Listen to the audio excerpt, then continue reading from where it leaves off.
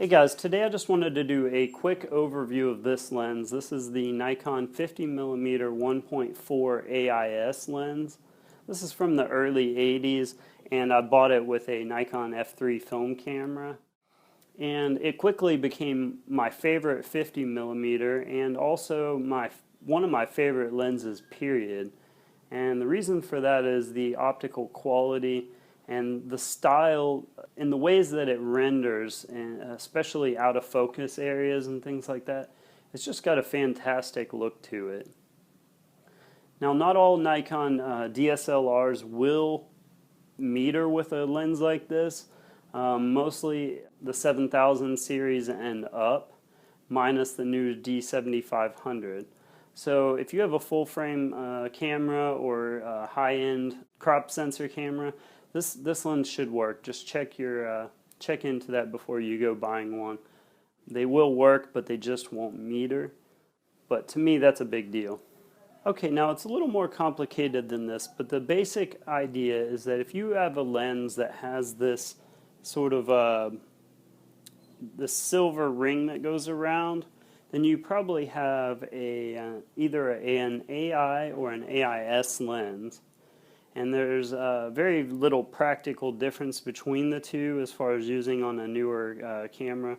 But one of the other things that will basically tell you that you have something like this is the forks here that it uses to basically meter with some of the really old bodies.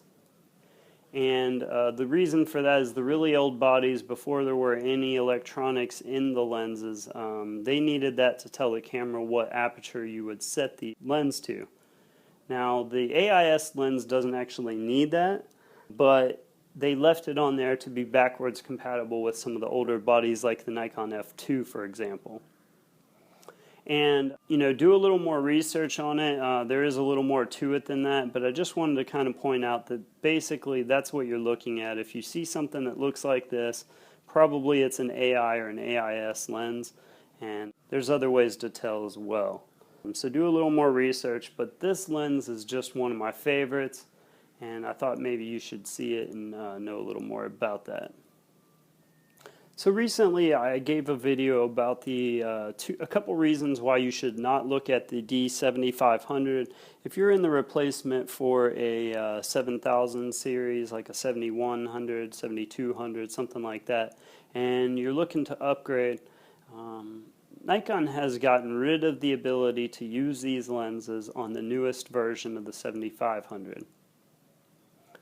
And to me, that's going to be a deal breaker. A lot of people in that series that was a good reason to jump up to that series in the lineup.